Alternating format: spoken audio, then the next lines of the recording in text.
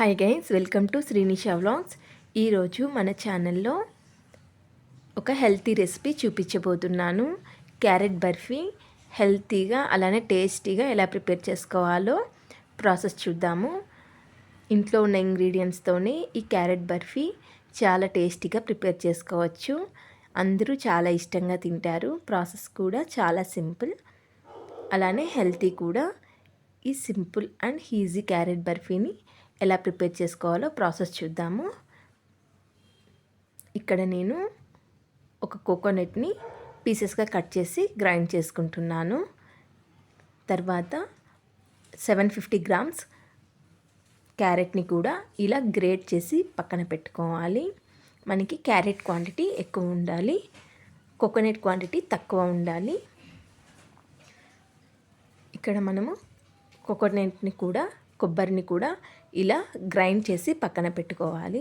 తర్వాత స్టవ్ మీద ఒక ప్యాన్ పెట్టుకొని అందులోకి నెయ్యి యాడ్ చేసుకోవాలి. ఇక్కడ నేను 2 టేబుల్ స్పూన్స్ గీ యాడ్ చేస్తున్నాను.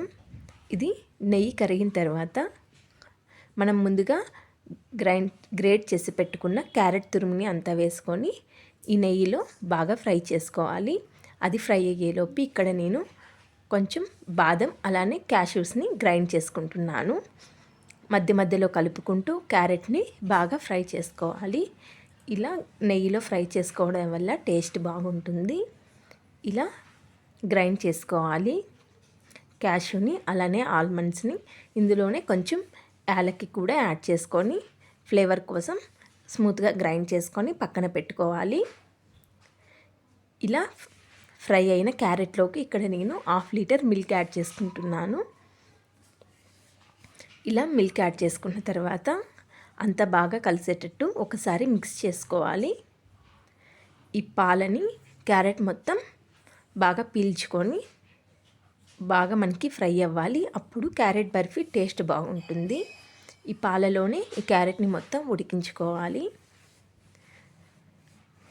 ఇలా వీడియోలో చూపిస్తున్న విధంగా ఇలా పాలలోనే క్యారెట్ని అంతా బాగా ఉడికించుకోవాలి. క్యారెట్ ఉడికిన తర్వాత మనం ముందుగా గ్రైండ్ చేసి పెట్టుకున్న బాదం అలానే క్యాష్యూ పౌడర్ని యాడ్ చేసుకోవాలి. యాడ్ చేసుకున్న తర్వాత ఉంటలేమి కట్టకుండా అంతా బాగా మిక్స్ చేసుకోవాలి. మీడియం ఫ్లేమ్లో పెట్టుకొని ఈ బాదం క్యాష్యూ పౌడర్ వేసిన తర్వాత అది ఉంటలు కడుతుంది. అలా కట్టకుండా మీడియం ఫ్లేమ్లో పెట్టుకొని అంతా బాగా కలిసేటట్టు మిక్స్ చేసుకోవాలి.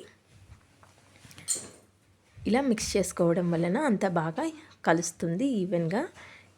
ఇలా మిక్స్ చేసుకున్న తర్వాత మనం ముందుగా గ్రైండ్ చేసి పెట్టుకున్న కోకోనట్ని కూడా వేసుకొని అంత బాగా మిక్స్ చేసుకోవాలి.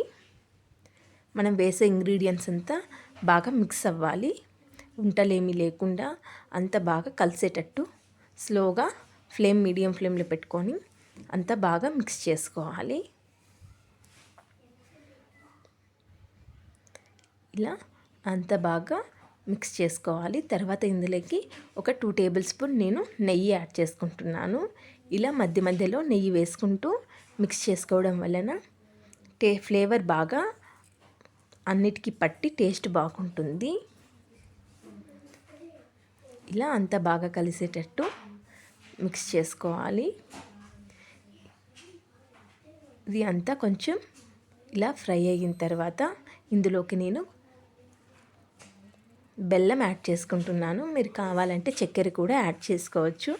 నేను హెల్తీగా ప్రిపేర్ చేయడం కోసం నా టేస్ట్ని బట్టి నేను బెల్లం యాడ్ చేసుకుంటున్నాను. మీ టేస్ట్కి బట్టి మీరు చక్కెర కానీ బెల్లం కానీ యాడ్ చేసుకోవాలి. ఇలా మనం బెల్లం యాడ్ చేసిన తర్వాత కన్సిస్టెన్సీ కొంచెం లూజ్గా అవుతుంది. అంటే కొంచెం బెల్లం కానీ చక్కెర కానీ యాడ్ చేసిన తర్వాత కొంచెం వాటరీగా కొంచెం కరుగుతుంది.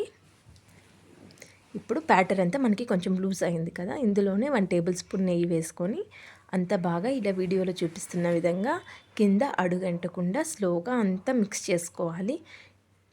దీంట్లో మనకి మిక్స్ చేయడం ప్రాసెస్ ఎక్కువ ఉంటుంది.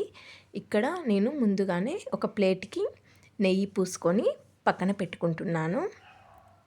ఇలా ముందుగానే ఒక ప్లేట్కి నెయ్యి వేసుకొని పక్కన పెట్టుకోవాలి.